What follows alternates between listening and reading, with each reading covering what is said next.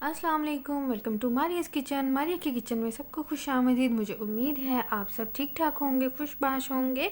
आज हम अपने किचन में बना रहे हैं बहुत ही डिलीशियस, बहुत ही मज़ेदार शिनवारी बीफ।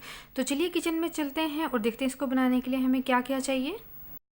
तो सबसे पहले हमने यहाँ पे ले लिया है पैन, और पैन में हम डालेंगे हाफ़ कप ऑयल का। आप लोग अपने ज़रूरत के मुताबिक ले सकते हैं।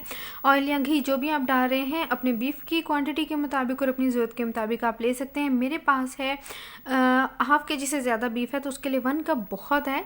तो अभी हमने इसके अंदर डाला है ginger garlic paste 1 table spoon भर के। हमने लिया है एक पूरा जो फ्लावर होता है लहसुन का, वो पूरा लिया है, और 3 से 4 इंच का टुकड़ा हमने लिया है इसमें अदरक का। इसमें अदरक और लहसुन की क्वांटिटी थोड़ी ज़्यादा ही डलेगी, क्योंकि बहुत ही ज़्यादा इसका जो है मज़ेदार सा एक अरोमा आता है लहसुन अदरक का इस कढ़ाई के अंदर।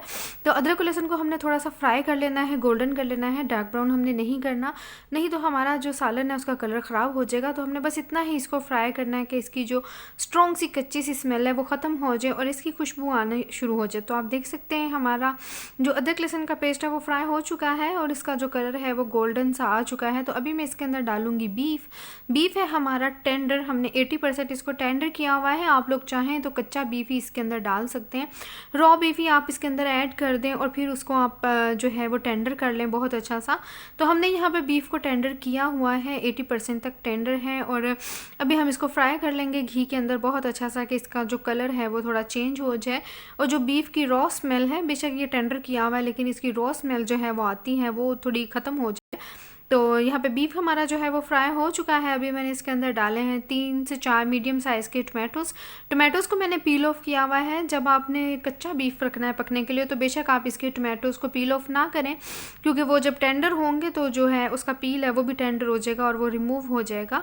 तो मैंने इसको कर लिया है, थोड़ा सा पील ऑफ कर लिया है। और अभी इसके अंदर हम डालेंगे भुना कुटा धनिया 1 टीस्पून, नमक हाफ़ टी स्पून, भुना कुटा ज़ीरा हाफ़ टी स्पून, गरम मसाला पाउडर 1 टीस्पून, क्रश्ड पेपरिका मैंने इसके अंदर डाली है 1 टेबल स्पून, और 1 टीस्पून ही मैं इसके अंदर डाल रही हूँ ब्लैक पेपर। जो हमारी क्रश्ड पेपरिका है कश्मीरी लाल मिर्च, ये स्ट्रॉन्ग नहीं है, जस्ट कलर के लिए है, बहुत ही खूबसूरत कलर इसका आता है। और अब मसालों के साथ हम गोश्त को भून लेंगे बहुत अच्छा सा। शिनवारी कढ़ाई है तो इसके अंदर टमाटर का इस्तेमाल डेफिनेटली बहुत ज़्यादा होता है, तो आप लोग अपनी ज़रूरत के मुताबिक जो है गोश्त की क्वांटिटी के हिसाब से कम या ज़्यादा कर सकते हैं। तो अभी हम इसको फ्राई कर लेंगे बहुत ही अच्छा सा।